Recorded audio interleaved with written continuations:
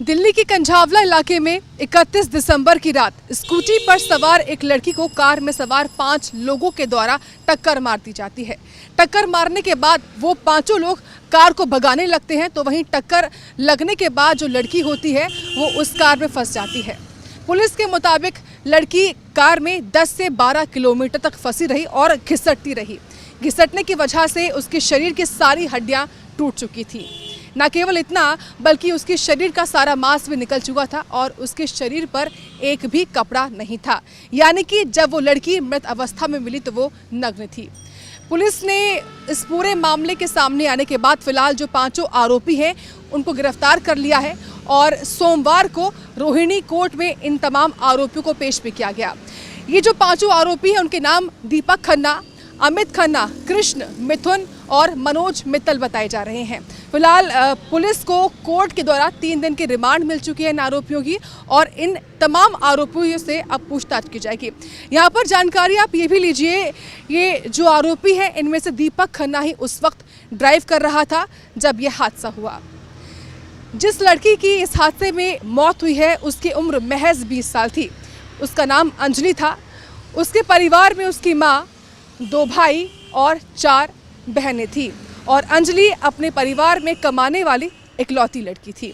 अंजलि एक event management company में काम करती थी और जिस वक्त ये हादसा हुआ उस वक्त अंजलि एक फंक्शन से लौट रही थी, क्योंकि नए साल का मौका था। एक फंक्शन से वो लौट रही थी और जिस रास्ते पर अंजलि सवार थी उसी रास्ते पर कार, जो कि बोलेनो बताई जा रही है, उसी कार में सवार 5 लोग जो है आ रहे थे और तभी ये दुखद घटना घटी। दिल्ली में हुए इस हादसे के बाद सुरक्षा को लेकर सवाल खड़े हो रहे हैं, क्योंकि दिल्ली में ये कोई पहली घटना नहीं है। इससे पहले भी तमाम घटनाएं हो चुकी हैं और हम सभी को निर्भया कांड याद ही है। निर्भया कांड के बाद तमाम घटनाएं हुई हैं और उससे पहले भी तमाम घटनाएं हो चुकी हैं महिलाओं को लेकर। इसलिए महिला सुरक्षा को लेकर सवाल खड़े हो रहे हैं।